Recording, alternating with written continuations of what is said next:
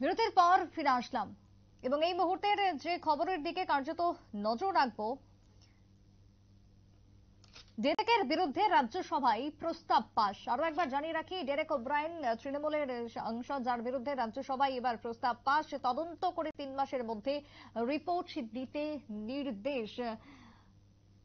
Privilege কমিটিকে report দেওয়ার নির্দেশ ইতিমধ্যে দেওয়া হয়েছে। যদিও আরো একবার জানিয়ে রাখি, ডেরেক ওব্রায়েনের বিরুদ্ধে রাজ্যসভায় প্রস্তাব পাস হয়েছে, তদন্ত করে 3 মাসের মধ্যে রিপোর্ট দিতে নির্দেশ। কিন্তু কি সেই নির্দেশের মধ্যে রয়েছে এই সম্পর্কে ইতিমধ্যে তৃণমূলের মুখপাত্র কোহিনুর মজুমদার নিউজ ভ্যানগার্ডকে টেলিফোনিক বার্তালাপে কি জানিয়েছেন, শোনাবো। দেখুন, কেন্দ্রীয় সরকার ভারতীয় জনতা পার্টি তারা বুঝতে পারছে যে তাদের দিন শেষ হয়ে যাচ্ছে, আর হয়তো 3-4 মাসের সরকার আছে এবং তার ফলে তারা খুব ফ্রাস্ট্রেটেড হয়ে যাচ্ছে। পার্লামেন্ট ছাড়া গণতন্ত্রের জায়গা, এবং সেই গণতন্ত্রের জায়গায় বিরোধীদের মাঝে মাঝেই সাসপেন্ড করা হয়। এই টোটাল এই গভর্নমেন্ট এই 2019 থেকে 24 কতবার সাসপেন্ড করেছে আপনি বলুন? লোকসভা রাজ্যসভা মিলিয়ে সব জায়গায় শুধু বিরোধী দলকে সাসপেন্ড করছে। এবং তৃণমূল কংগ্রেস তো নিশ্চিত, তৃণমূল কংগ্রেস তো একদম সিদ্ধারা না দেখিয়ে, সিদ্ধারা সোজা রেখে, চোখে চোখ রেখে বিজেপির বিরুদ্ধে লড়াই করছে। এর আগে শান্ত মিশনকে সাসপেন্ড করেছে, তার আগে দুলা সিংকে সাসপেন্ড করেছে, এরকম একাধিকবার সাসপেন্ড হয়েছে, কল্যাণ ব্যানার্জি সাসপেন্ড হয়েছে। তো স্বাভাবিকভাবে এটা আমরা ইউজ টু হয়ে গেছি। আমরা এই ফ্যাসিবাদী শক্তির বিরুদ্ধে পার্লামেন্টের ভেতরে এবং পার্লামেন্টের বাইরে লড়বো। পার্লামেন্টের ভেতরে এরা আমাদের সাসপেন্ড করছে, পার্লামেন্টের বাইরে এরা আমাদের ইডিসি দিয়ে দেখাচ্ছে। এটা চলবে যতক্ষণ না সরকারকে আমরা উৎখাত করতে পারছি, ততক্ষণ আমাদের লড়াই চলবে। সেক্ষেত্রে আরেকটি প্রশ্ন জানতে চাইবো যে জগদীপ ধনখড়ের সঙ্গে তো এতদিন ধরে দলের সম্পর্কে একটা ভালো ছিল না, সম্পর্কটা তেমন ছিল না, যার এই প্রভাব কি এবার পড়ছে? দেখুন, জগদীপ ধনখড় ইজ বোরিং, ঠিক আছে? ভেতরটা তো বিজেপি। জগদীপ ধনখড় হোক, সিবি আনন্দ বোস হোক কি ওম বিড়লা হোক, এদের অ্যাটিটিউড, এদের আইডিওলজিটা তো ফাঁসিবাদী আইডিওলজি, মৌলবাদী শক্তি। এটাই মৌলবাদী শক্তিদের দ্বারা এরা গাইডেড হচ্ছে। এবং স্বাভাবিক অবশ্যই জগদীপ ধনখড় আলাদা করে কিছু নেই বলেও আমার মনে হয়।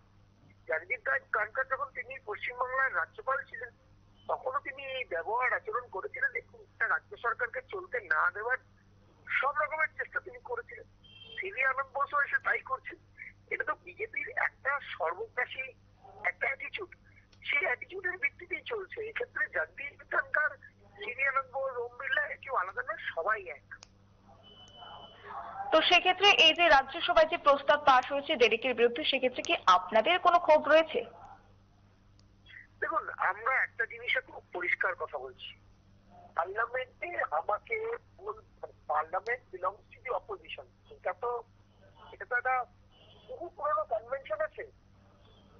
তো সেক্ষেত্রে দাঁড়িয়ে অপোজিশনকেই যদি বলার না দেওয়া হয়, অপোজিশনকেই যদি সাসপেন্ড করে দেওয়া হয়, তাহলে আর বলার কি জায়গা থাকবে, তাই না?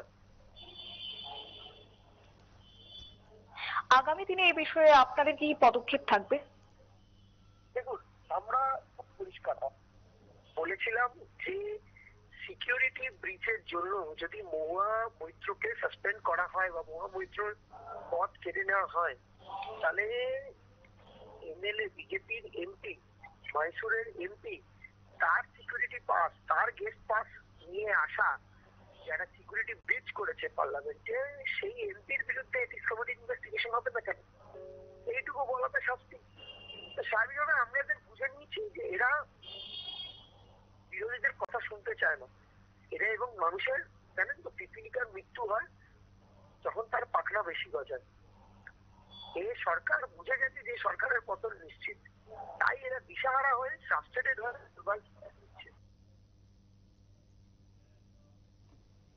আপনারা শুনলেন ইতিমধ্যে তৃণমূলের মুখপাত্রের বক্তব্য, নিউজ ভ্যানগার্ডকে যে বক্তব্য তিনি পেশ করেছেন, তার সঙ্গে আমি কথা বলে নেবো। আমাদের প্রতিনিধি শতাব্দী দেবনাথ এই মুহূর্তে জুড়ে গেছে টেলিফোন লাইনে। শতাব্দী, একদিকে আমরা দেখেছি তৃণমূলের যিনি ছিলেন সাংসদ, অর্থাৎ মহুয়া মৈত্রের, তাকে বহিষ্কার করা হয়েছে সাংসদ পদ থেকে। অন্যদিকে আজ ডেরেক ওব্রায়েন, তার যে মন্তব্য, সেই মন্তব্যে উপরাষ্ট্রপতি জগদীপ ধনখড় কার্যত অপমানিত বোধ করেছেন।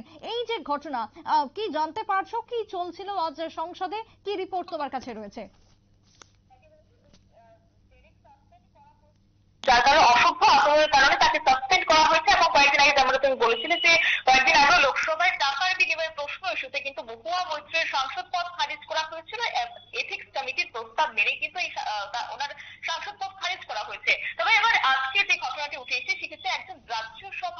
একজন তৃণমূল নেতৃত্বকে সাসপেন্ড করা হয়েছে, অর্থাৎ তৃণমূলের সদস্য সংখ্যা যে কমেছে তা কিন্তু বলাই বাহুল্য।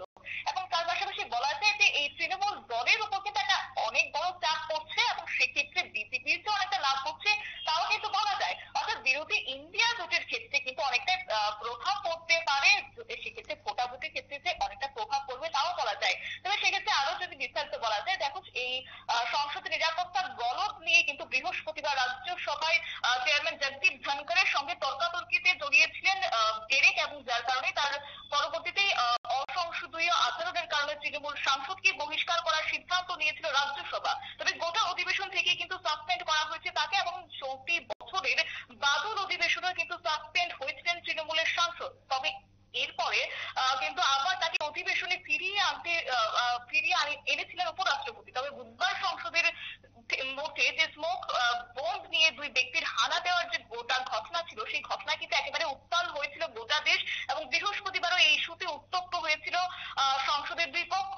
এবং নিরাপত্তা লঙ্ঘনের ঘটনায় আলোচনার দাবি করেন ওয়েলে নেমে কিন্তু বিক্ষোভ শুরু করেছিলেন বিরোধীরা, এবং তাদের দাবি ছিল যে শতাব্দী, ডেরেক ওব্রায়েনের ঠিক কোন মন্তব্য বা কোন বক্তব্যকে কেন্দ্র করে উপরাষ্ট্রপতি জগদীপ ধনখড় তিনি অপমানিত বোধ করেছিলেন? কি সেই ছিল কোট আনকোট বক্তব্য? দেখো, চলতি বছরে কিন্তু বাদল অধিবেশনে মণিপুর প্রসঙ্গে সুর চড়িয়েছিলেন, এবং যার কারণে কিন্তু একেবারে তর্কাতর্কিতে জড়িয়েছিলেন। তার পাশাপাশি কিন্তু এই ভিত্তিতে কিন্তু তাকে সাসপেন্ড করা হয়েছিল, এবং মণিপুর ইস্যুতে উপরাষ্ট্রপতি জগদীপ ধনখড়ের সঙ্গে একেবারে তর্কাতর্কিতে জড়িয়ে পড়েছিলেন, যার কারণে দুজনের মধ্যে উত্তপ্ত বাক্য বিনিময় হয়। এরপরে কিন্তু ডেরেকের বিরুদ্ধে প্রস্তাব পেশ করেন কেন্দ্রীয় মন্ত্রী পীযূষ গোয়েল, এবং সাসপেন্ড হয়েও কিন্তু আবার ফিরে আসেন সংসদে। তবে রাজ্যসভায় সচিবালয় সূত্রেই জানানো হয়েছে যে ডেরেককে সাসপেন্ড করা হয়নি। চেয়ারম্যান ধনখড় জানিয়েছেন যে সুদূর প্রসারে চিন্তা ভাবনা করে তিনি ডেরেককে সাসপেন্ড করার ব্যাপারে তার এগোননি। তাই ভোটাভুটি তো সেক্ষেত্রে বলা যায় যে এখনো পর্যন্ত সেই বিষয়ে কোনো বলেনি, যে ভোটাভুটি তো এখনো পর্যন্ত তার প্রস্তাব পেশ করেনি। সুপ্রীতি।